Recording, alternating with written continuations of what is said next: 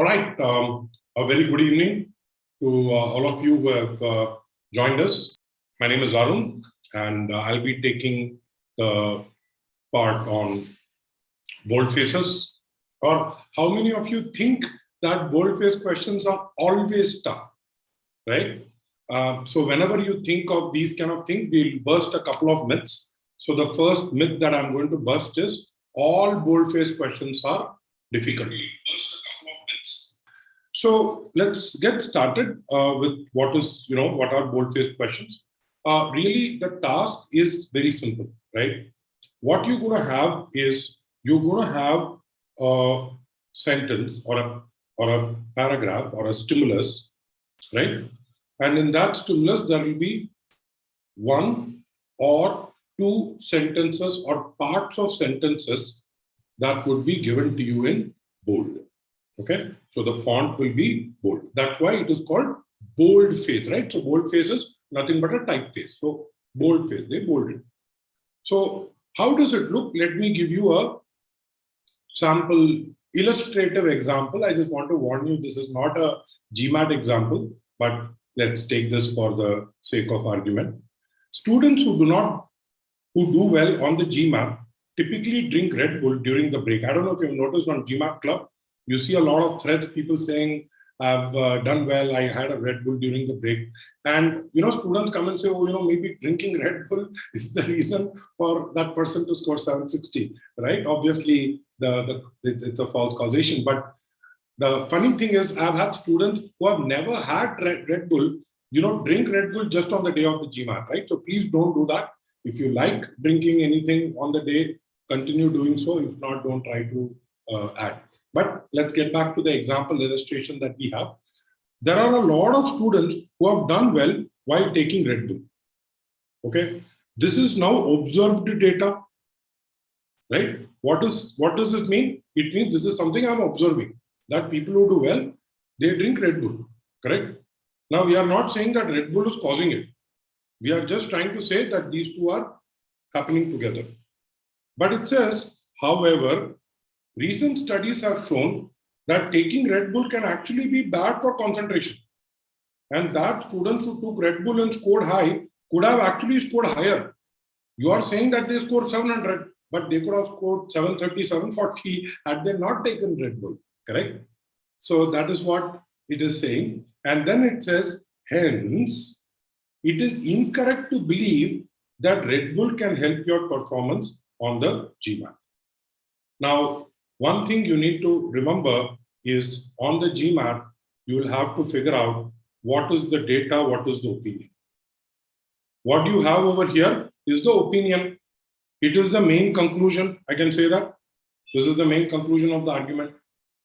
So now what happens on the GMAT, the correct answer would be the first bold face is counter data. Counter data means data that is helping the counter point of view, which is Red Bull is, what is this opinion?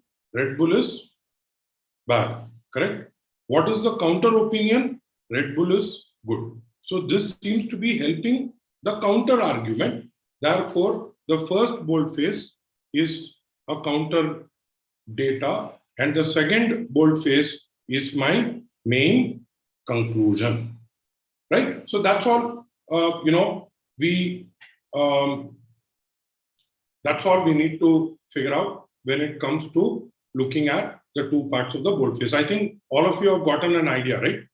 So this is simple. Now, a couple of things that you need to remember is what bold face is going to do is it's going to test you on two specific things, right? Whatever I'm telling you is based on my experience of, teaching the GMAT, that if you take any boldface question that has ever been released, right? We have studied all of those questions.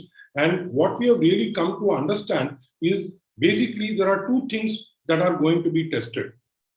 Your understanding of logical argument. And second, your ability to make sense of complex language. So what is the elements of a logical argument? You have data, you have conclusion, and of course, you have what are called as assumptions, but assumptions are not stated. Okay, I'm not going to get into the theory of this, but there is data and there is conclusion, correct? For example, data is Arjun got 760 on GMAT. Conclusion, therefore, Arjun will get into ISB. What is the assumption over here? That 760 is an adequate score at which someone can be guaranteed an admission to ISB, correct? So again, as I said, this theory is what is assumption based on, correct? So you'll have a data, you'll have an opinion, you'll have an assumption. Now, assumption is not given to you in the stimulus.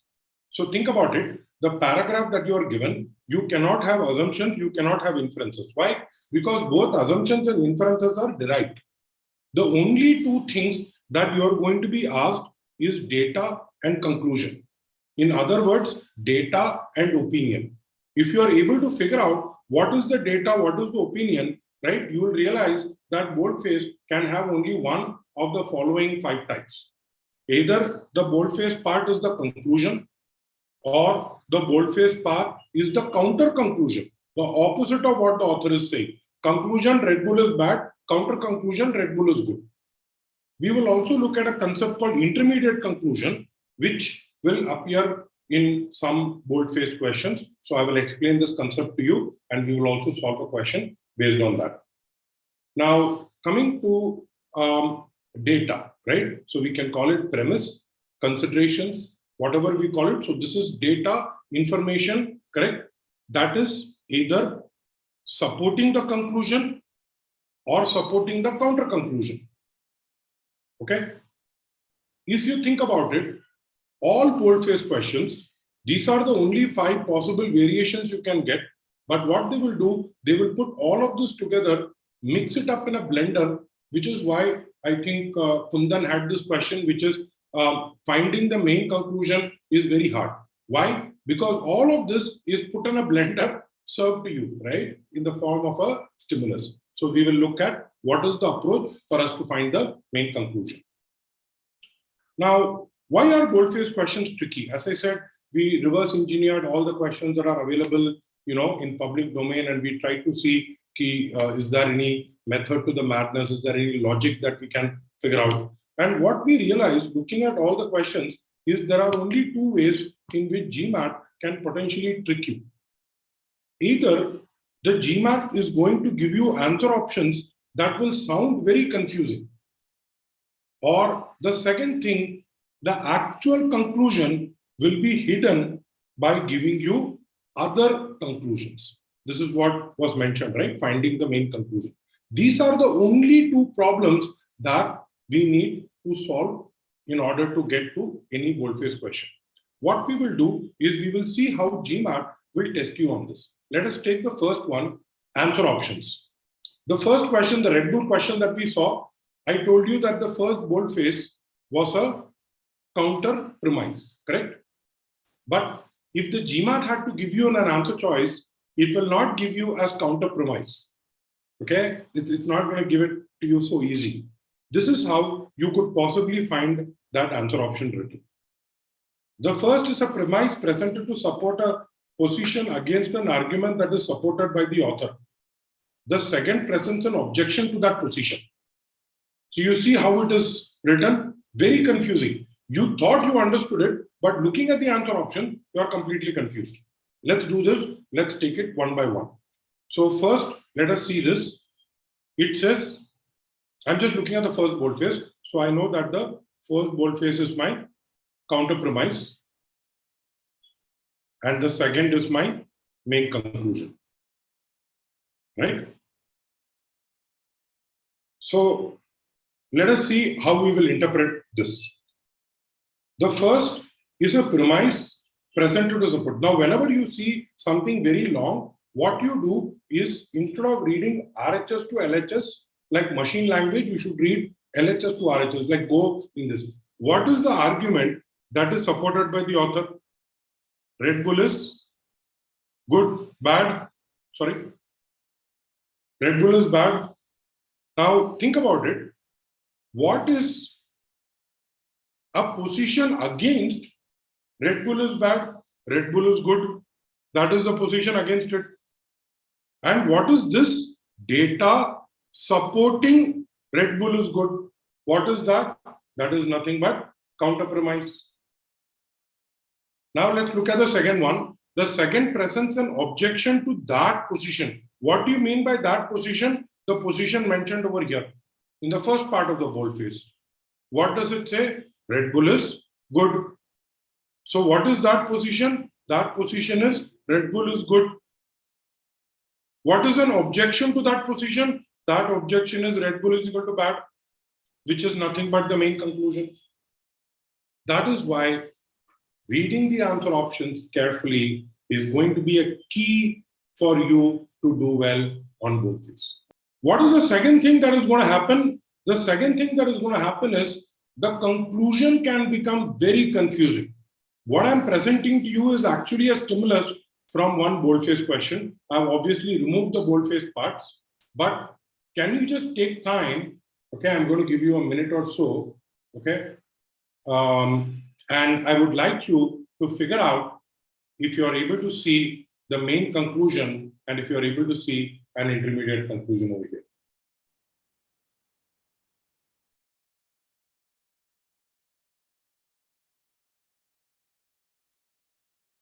I will answer some questions that Sauradeep, I'll answer that question. Objections are also a type of conclusion.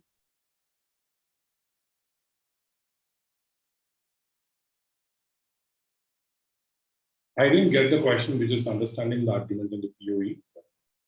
Anyway, just read through this.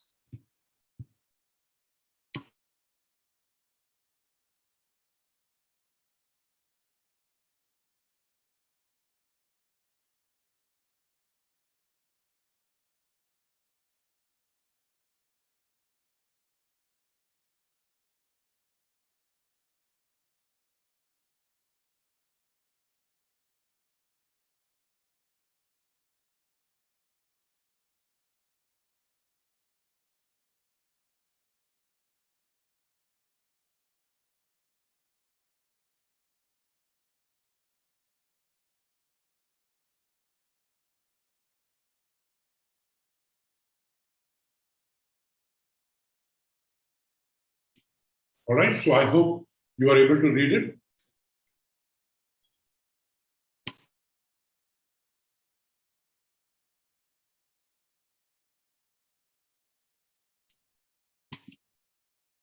So one thing over here is, how many of you make this mistake that the moment you see a stimulus like this, you rush into reading it? For example, in this question, if you are rushed in, what would happen? You would say, in countries where health insurance includes compensation, reports are, and then you read the whole thing that they actually have suffered. You got through the end, but you have not really understood much. And what you do, you take a deep breath and you go back and you reread the stimulus, right? Especially for critical reasoning, another important tip that I would like to offer you is read the sentence like you read a math problem. When you see a math question that says John goes at 5 kilometers per hour and Jane goes at 8 kilometers per hour and Jane reaches 2 minutes before John, what do? You quickly make a note of the timings and all of this. Same thing on the GMAT. While you're reading a stimulus, an important point is also to be visually involved in what you're writing. So if you look at it, it says in countries where insurance includes this allergic reaction, reports of having suffered such this are twice as frequent in countries where it is not covered. Okay, so there are countries where it is covered, countries where it is not covered. He says in countries where it is covered, it is 2x of countries where it is not covered. Now you see this, he says, some analysts have argued correctly. Remember, this is data. At this point, becomes an opinion. But is this the main opinion? That since presently no conclusive test, bogus reportings cannot be identified? This is not the main conclusion. This is the intermediate conclusion. What is the intermediate conclusion? Bogus reporting cannot be found. These scientists are, however, wrong to draw the further conclusion. So what he says is that, look, this 2x is not because of bogus reporting. It's not because of bogus reporting. It is because countries where it is not covered, there is underreporting, because people don't have an incentive, no. So it is not because of bogus reporting, but it is because of underreporting. Now, what is the main conclusion of the author? That the reason why you have more frequency in countries where it is covered, okay, is because the ones which is not covered don't have the incentive to do so. Okay, I'll be looking at the questions you have put over here, but I'll just just conclude on this. So I hope you understand how GMAT can potentially give you a conclusion. That is, now what we will do, let us just take a sample question. I'm just giving you a sample question. And in this question, if you notice, instead of having two sentences that are bolded, we just have one sentence that is bolded. What I would like you to do is, first, okay, we know it's a boldface question. I would like you to focus on telling me what is the main conclusion of the author. And do you see any other counter conclusion?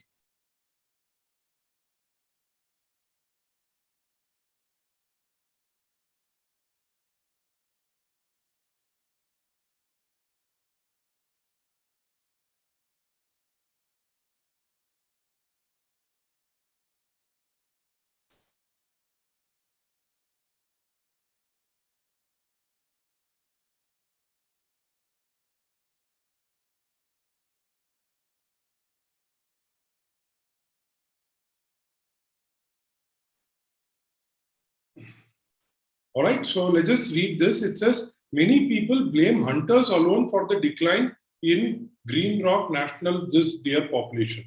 So he says that there is a reduction in the number of deers. And what is the reason for it? The reason they are saying is hunters. Data or opinion? This is an opinion. They blame someone, it means it's an opinion. Now look at it. However, it is undeniable. It is undeniable to whom? To the author. It's an opinion again. That black bear have played a significant role in this. The main conclusion the author is saying is the sentence which has however in it. Correct? So now I read the rest to it, but I know that the first one, so what are the two reasons? Either it could be because of hunters or it could be because of black bears. He says it is not because of hunters, it is because of black bears. What is the counter argument? It is because of hunters. What is the main argument? It is because of black bears. Now, I wanted to clarify one confusion. Remember that we need to have data in order to state a conclusion. This entire thing is called an argument. So an argument will involve both components. It will involve data and it will involve the conclusion, right? So data, conclusion, argument, three terms. Just wanted to clarify. Okay. Now look at it. Is it the main conclusion? No, it is not. Is it a finding? No, it is a conclusion. Is it an explanation that is correct? No, he says it's an explanation that is wrong. It provides evidence in support of the main conclusion. This is not evidence. And secondly, it is not supporting the main conclusion. It is a judgment that the argument opposes. Now you will say, Arun, what is the meaning of the word judgment? So what you will find on the GMAT is, instead of the word data, they will have various other words to say data. For example, finding. What is finding? Finding is data. You have the word conclusion, but you also have the word judgment. Judgment, opinion, conclusion, all of these are conclusions. Evidence, finding, those words are data. So on the GMAT, we have to be careful about these words. So we need to ask ourselves, is it data or opinion or conclusion, right? Data, conclusion. If it is data, is it data helping the argument? If it's conclusion, is it the main conclusion or counter conclusion? As long as you're able to do this, you should be able to get through the questions. Okay. So what I'm going to do now is I'm going to give you a simple set of steps that we need to remember. Then after that, I'm going to be solving a set of questions. We'll go all the way solving a bunch of questions. So hopefully that should give you a good sense of how to approach. What are the steps to follow? Okay. The first thing that I want you to do is do not try to read the two bold faces. They will try to distract you, but don't read it. Read the entire stimulus and try to focus only on the main conclusion. If you are able to focus on the main conclusion, half your job is done. Okay? So don't worry about the bold parts yet. Now what you do is you go and you read the boldface, right? When you read the boldface, remember that you also look for argument indicators. Researchers have said that. What does it mean? It means it's data, it's a finding, it's a premise. It says it is very clear that this is what it is. That becomes a conclusion. So very important for us to know, hence, therefore, correct? These are all words that will indicate that we are looking at a conclusion, right? So now what happens is, by looking at the argument indicators, I should be able to figure out one of this, right? Is it for? Is it against? Is it is it data? Is it conclusion? It can largely be one of these four.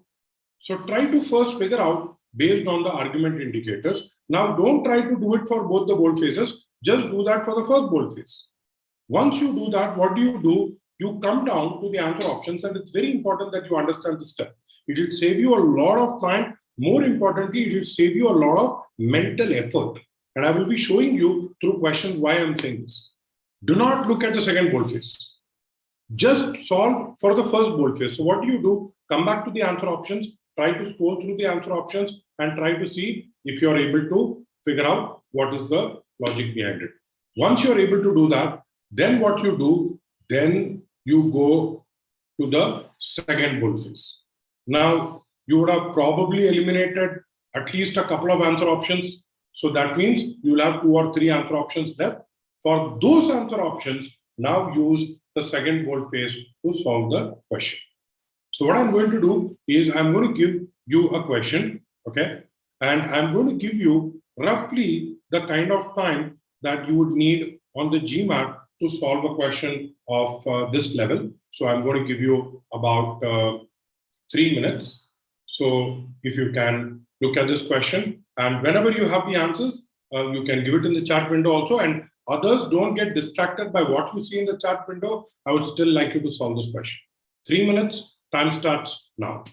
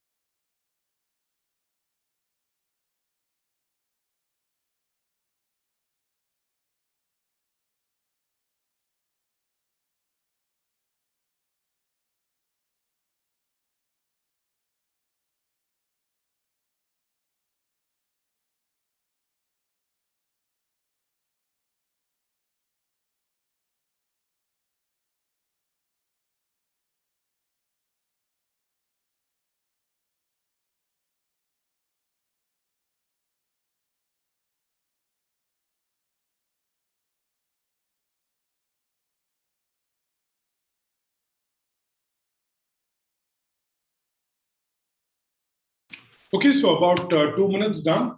We have another minute, so you can maybe go ahead and let me know your answer.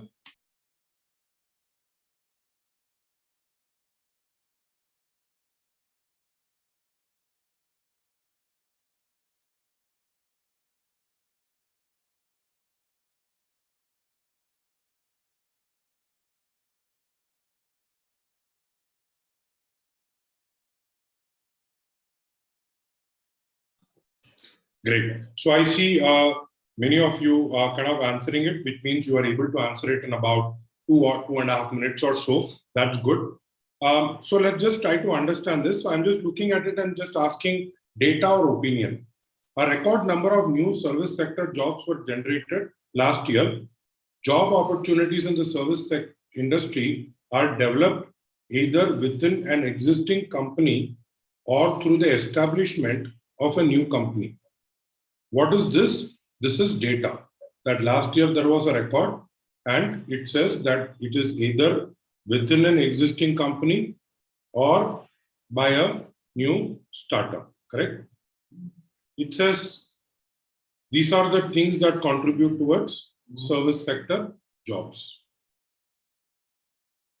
Now, within existing firms, the new jobs have been created this year at well below last year's record pace. Again, what it is data. So he says there are fewer jobs in existing company. At the same time, there is substantial evidence to suggest that the number of new businesses setting up this year will be no greater than it was last year. That means even the number of new startups won't be too many. Now look at this word, and it says, and surely. When someone says surely or the word clearly, it is sure or clear according to whom? According to the person making that statement, which means it is not a data point, it is an opinion. And the opinion is, I'm just going to change it for the boldface. So the opinion is the new companies will create no more jobs. So he says there are going to be fewer jobs in the, so this is my first boldface. Clearly, it can be concluded. It have a nice, juicy word. It can be concluded that the number of new jobs created this year will fall short of last year's record. So now he says, therefore, there are going to be fewer jobs. This is my second boldface. What I now need to do is I now need to look at the first boldface. Correct? What is the first boldface? First boldface is a intermediate conclusion. I hope all of you are able to recognize it's an intermediate conclusion. The first is a prediction that, if accurate, would provide support for the main conclusion. Correct? Prediction means conclusion about the future. So yes, it is something that would help the main conclusion. So I cannot do anything with A. I cannot do anything with B. C says first is an objection. Is there any objection over here? There is no objection. C goes off. Same logic, E goes off. D says the first is a claim that is advanced in support of something the argument opposes. The argument doesn't oppose anything. Now what you see is you are down to two answer options before you even get to the second boldface. What is the second boldface over here? It is the main conclusion. So now what do? I look at it and say, is it a conclusion drawn to support the main conclusion? No. It is, in fact, the main conclusion itself. Are all of you clear on this? Can I make the question slightly tougher? If you've got a hang of it, I can start giving you some slightly tougher question. What do you say? Let me know with a yes.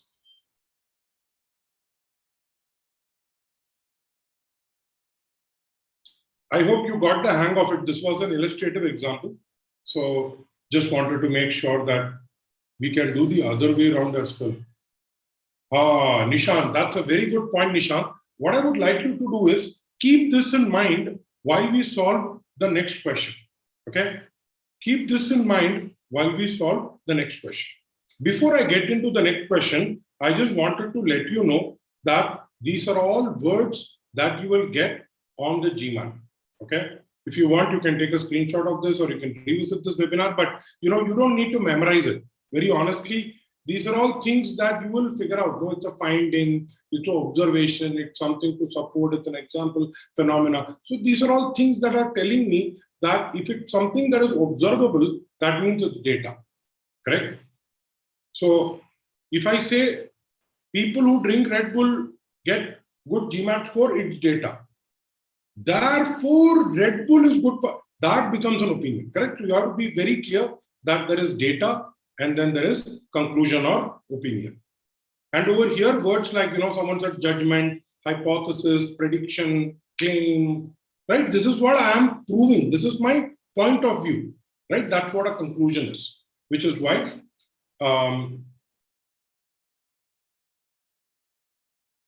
so let's look at it. Kaveri, I can come back to it. Can we just maybe move on that?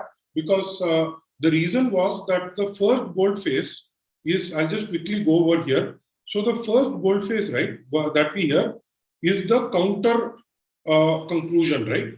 It is not the main conclusion. It is not a finding. When you blame someone, it is not a finding. Yeah, that was the reason why it is B for Bravo is wrong. Okay, so these are all terminologies that you can just, while you are practicing boldface questions from OGA, you should be able to get it. I think you can apply the filter on GMAT Club. And if you apply the right filter, you should be able to sort official questions which are boldfaces, correct? So let's do this. Let's solve a couple of more questions. Again, as always, I'm going to give you 3 minutes. Okay, so why don't you take the first one? 3 minutes. Time starts now.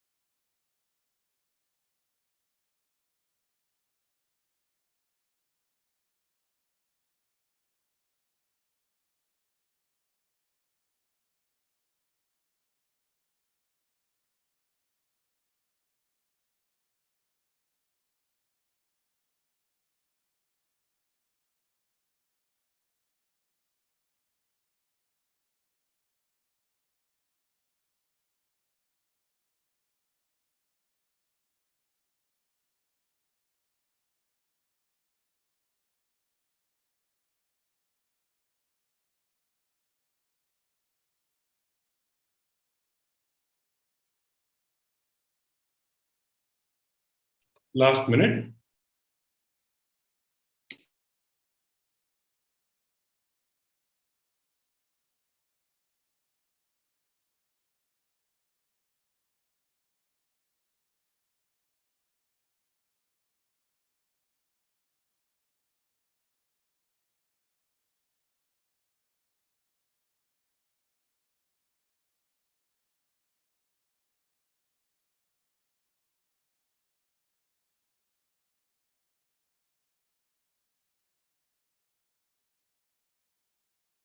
So on the GMAT, roughly, this is the amount of time that you will have to solve a question of this length. So I'll just give another 10-15 seconds. Others can please go ahead and. Okay, so Nishant, Swarodeep, Julia, Shivendu, Gubar, all of you getting B for Bravo. So let's look at it. I read the whole thing. What is the main conclusion? Do you agree this is the main conclusion? He says deforestation, there are two reasons it could have happened. It could have happened because of human activity, or it could have happened because of natural processes.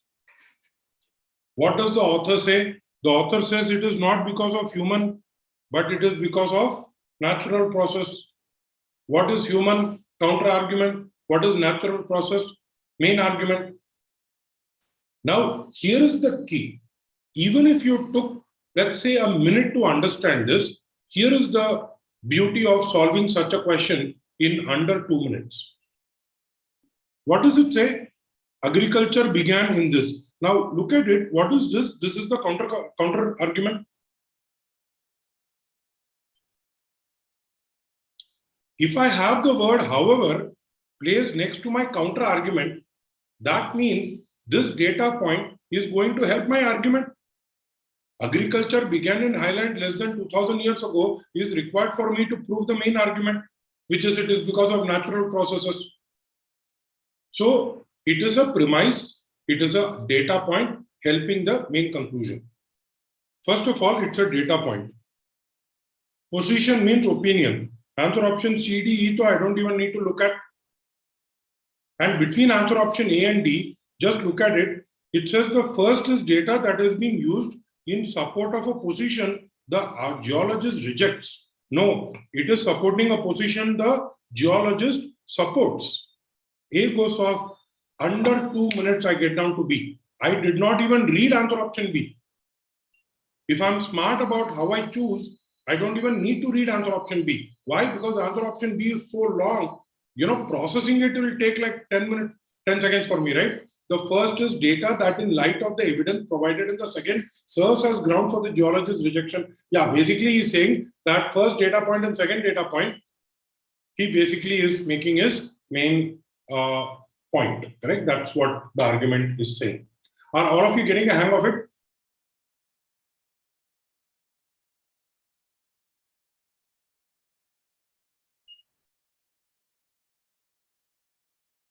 Yeah. Any questions? Like I can go through it and I can tell you why everything is wrong because it's not something the argument rejects, right? Or neither is it a position for which he argues. It's a data point. So that is where, the trick is. So let's do this. One more question. Okay. So now that you guys are getting a little smarter, let us see how you are able to tackle this question. Again, 3 minutes. Time starts now.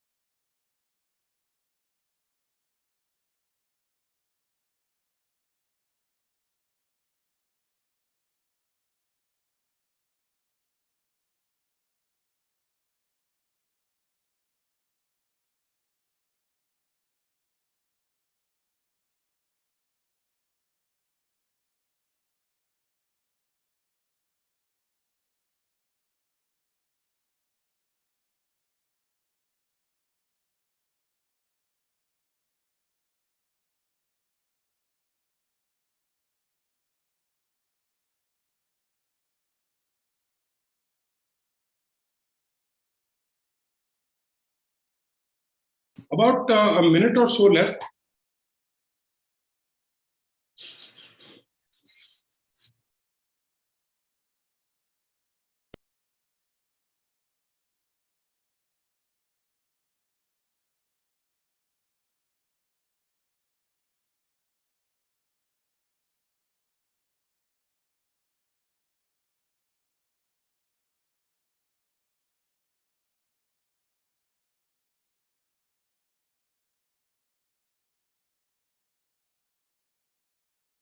All right, last 20 seconds. I see a couple of different answer options, E, D, B. What do you think you want to guess at this point?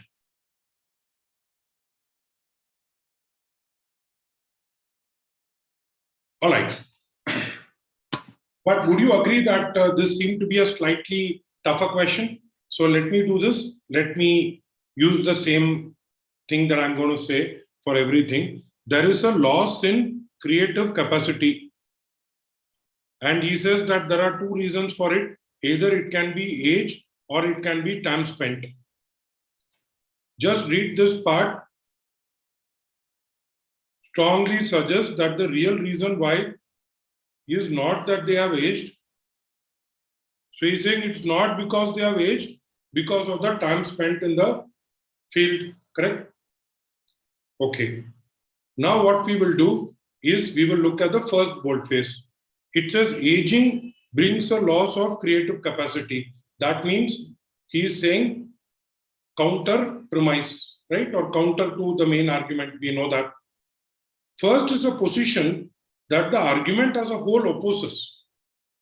Correct? It's a position the argument opposes. So let's do this. Let me hold on to A. Let me not reject it. This is my first pass. Remember, first pass I have to reject if I'm very sure. I'm not sure, I'm going to hold on. Second is, says the first is a claim that has been advanced in support of a position the argument opposes. Wait a second. Let me now go from, instead of right to left, left to right. What is the position the argument opposes? Position the argument opposes is age. And this says claim has been advanced in supporting age. Yeah, correct. No, the first boldface is supporting age. That means I cannot reject B also. C says first is an explanation the argument challenges. Correct. So if age is the explanation, what is the challenge? The challenge to that explanation is when I challenge something means I'm countering it. So challenge is time spent, explanation is age. Okay. So correct, no, I mean I can't reject B, C. By that logic, I cannot eliminate D also. You would now think Arun super flop technique, whatever you taught us. It is, see, everything cannot be applied like magic. So some questions it may help you, but some other questions you may have to kind of deal with a lot more. Now let's get to the last one. First is an explanation. The argument defends. E for echo goes off. Those who chose E. This is not an explanation. The argument defends, right? In fact, it is the opposite. He's saying it is not age. It is time spent in the field. Now let us look at the second boldface. Remember, there is a word however. That means it's a counter. If the first one is age, second boldface is helping time spent on the field. What is it? Opinion or data? It is data. Why? Because it says research shows that. So I know it is data helping my argument, my main argument. Okay. So now let me look at it. The second is an objection that has been raised against a position defended in the argument. Wait a second. What is the position defended in the argument? Time spent. That's what he's defending. Time spent. Now it is saying it is an objection against time spent. Raised against it. No. It is supporting. Second boldface is supporting it, right? For that reason, A for alpha cannot be the answer. Now I'm at B for Bravo. So Nishant, you had this question, which is, why can't I start with the second boldface? There is no problem with you starting with the second boldface, but one thing that you have to be careful is sometimes the boldface can have a structure like this. Second is a finding that has been used in support of that position. What is that position? Position mentioned in the first boldface. What is the position mentioned in the first boldface? Age. The second is supporting age. No, second is not supporting age. P for Bravo goes off. Now I'm between answer option C and D. C says second is a finding that has been used in support of that explanation. Wait a second. What is the explanation? Explanation was age. Challenge was time. It says second is a finding that has been used in support of age. Is it supporting age? No. For that reason, C goes off. What do I do at this point? Should I even look at D and try to solve it? Or there is another thing. In India, there is a term that we say, like a Hail Mary pass, which is Jai Mata Di. Okay. So you say Jai Mata Di, mark an answer and move on. Because obviously, if answer option D also turns out to be right or wrong, you will have a minor cardiac arrest in the GMAT test center. So you don't want that. But jokes apart, look at what it says. Second is a finding on which the challenge is based. What is the challenge? Challenge is time. Perfect. We have got our right answer option in D for delta. By the way, I hope you are able to get it. This is a tough question. So on the GMAT, if you have a very clear strategy, that is the only way you're going to be able to solve such questions. Okay. So I'm just going to give a quick pause for like 30 seconds and just see if all of you are with me on this. And anything, if you can let me know on the chat window, please. And then I can proceed on to the next question.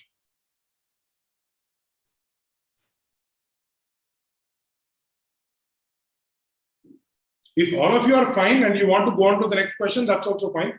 Just let me know so that I can move on. All good?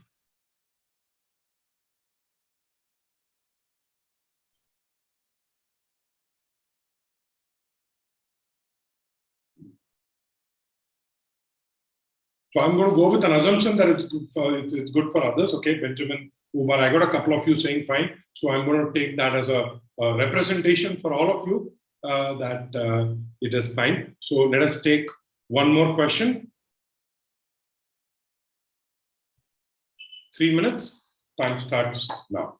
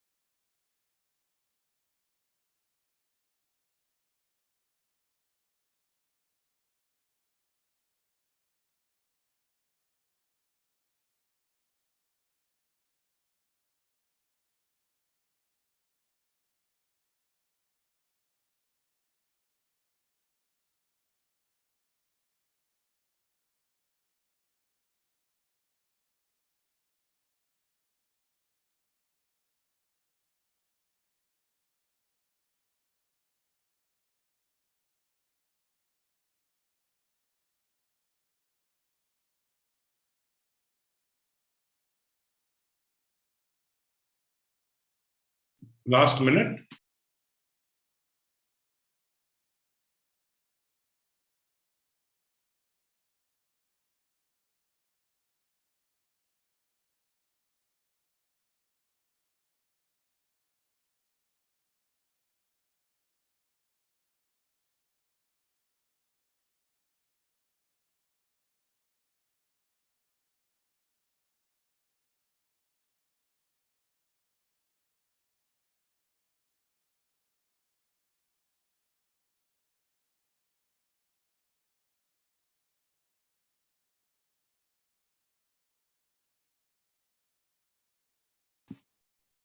Okay, we got a couple of answers.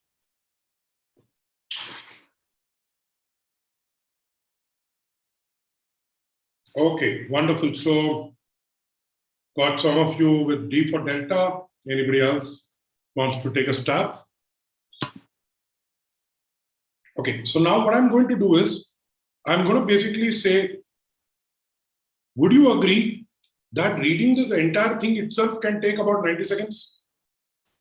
Right? It is not easy. Remember, there is a certain difficulty in the task. And the task that is difficult requires you to spend that time. Correct? So I can't possibly give you a technique, quote unquote, where you can read a stimulus as dense as this one and automatically get to what it is. But if you look at it, he basically says, this is his main conclusion. Are all of you with me on this? Whatever I highlighted in yellow is the main conclusion. Correct? Whatever he said before that, he is giving other. So there is one which is the traditional view. Then there is another view which is the scholars, these several scholars, what their argument is, have argued that this and says it's virtually certain that traditional view is false. So what is traditional view? This is traditional view. Historically, it was believed that traditional view, independent, then view that traditional view is false, that the notes were written before Leibniz. That means Newton was the first person to do it. But the main conclusion is that neither traditional nor the other views, these are all intermediate conclusions. Remember, this is intermediate conclusion. This is intermediate conclusion.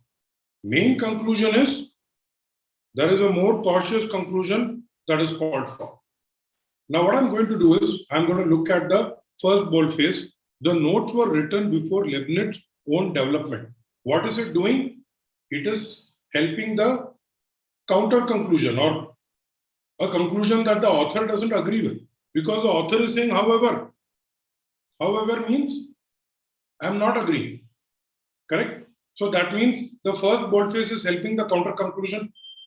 Look at it. First provides evidence in support of the overall position the historian defends.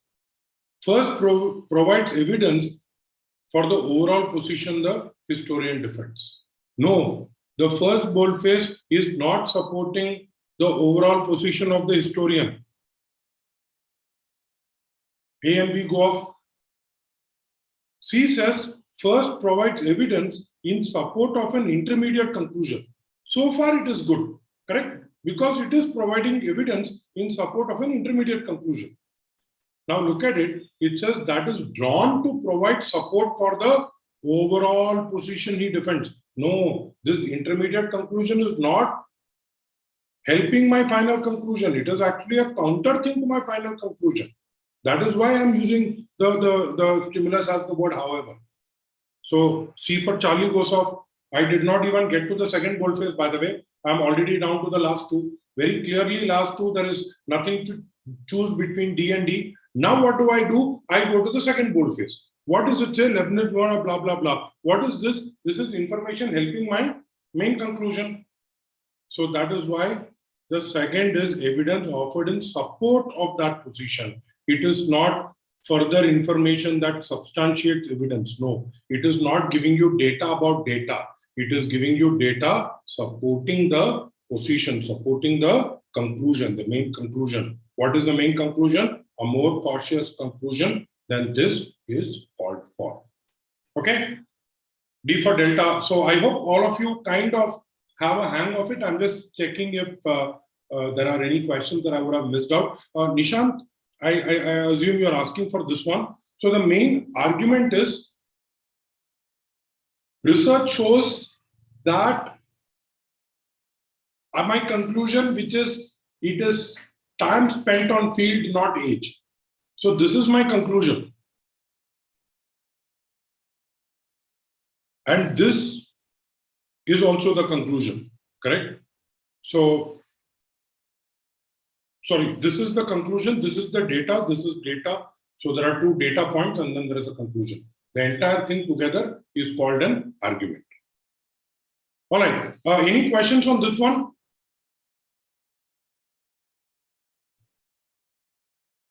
But you are also able to understand that if you got a good technique, you can get down to the right answer choice by not investing too much of mental energy, right? That's important. Can I give you the last question for the day? And then we are done. And I have an interesting history about this question. I will tell you the history about this question once we do this, okay? So I'm going to give you 3 minutes. Time starts now.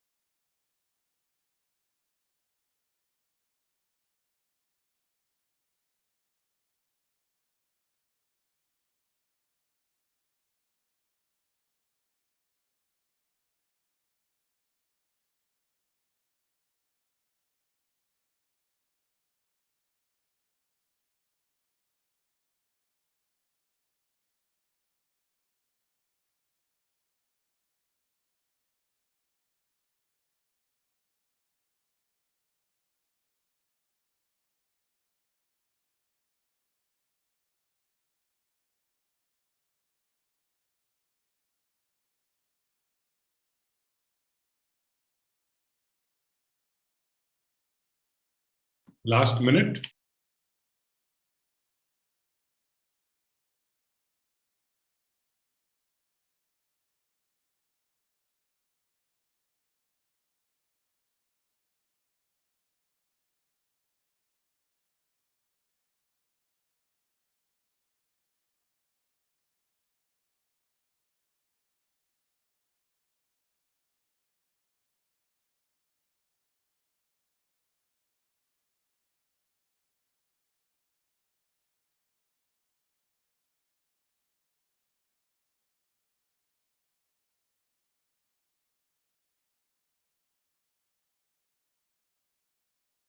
All right, so we are kind of coming to an end of 3 minutes, and I see something very interesting on tougher questions. If you notice, B, D, C, A, C, yeah, so you have a lot of variations.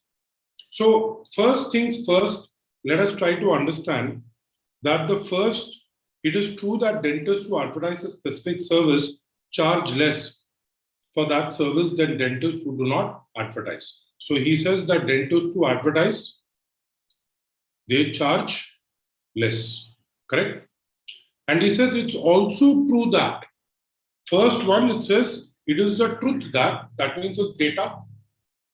Second one says it's also true that is also a data point, that each time restrictions have come down, okay, there have been more advertising and consequently there has been a decline in the dental cost to consumers. So this is what he is saying happens. Are all of you clear on this? Now look at this word. He says, however. However means opposite. He says there is a specific requirement, and that is the requirement of specifying the fees for a specific service. He says if you remove this restriction, okay, if you remove this restriction of specifying the fees, then what he says is would almost certainly increase rather than further reduce consumers' dental costs. You see this?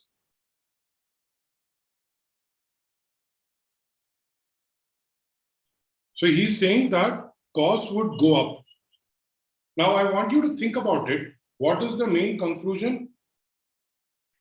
The main conclusion is about the fact that the author is making a prediction about the future.